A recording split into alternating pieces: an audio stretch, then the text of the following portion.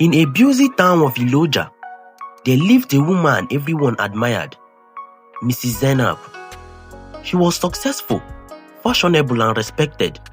People talked about her wealth, her cars, her beautiful home, and especially her children, Dayo and Dara.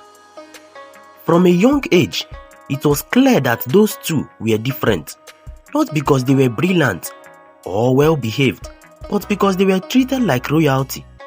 There was no in their house. If Dayo wanted a phone at 7 years old, he got it. If Dara wanted expensive clothes meant for grown women, her mother bought them. If they refused to go to school, the driver simply took them wherever they wanted instead. Mrs. Zainab believed that she was being a good mother.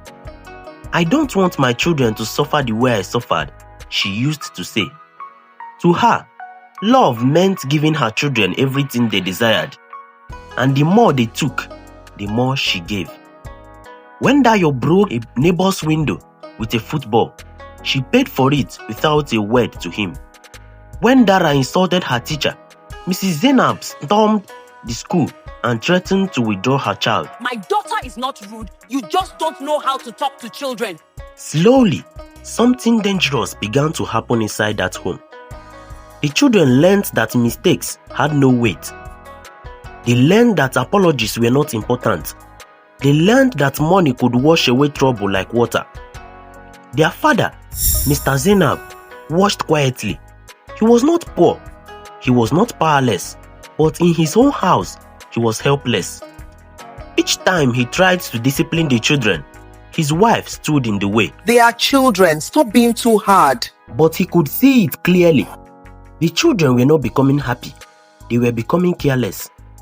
One evening, after Dayo slapped the maid and Dara and her friend laughed about it, Mr. Zainab finally exploded. "This is no longer love. This is training them to destroy." Mrs. Zainab answered quietly but firmly. "You worry too much. When they grow up, they will change." He shook his head. You don't grow out of what you were raised into. Still, his warnings fell on deaf ears. That night, as the children watched television loudly and ate without manners, Mr. Zainab sat on the balcony alone. The city lights blinked in the distance, and he whispered to himself, A time is coming when this house will cry.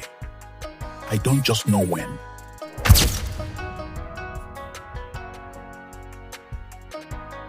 See you tomorrow by 6 p.m. I am sure done.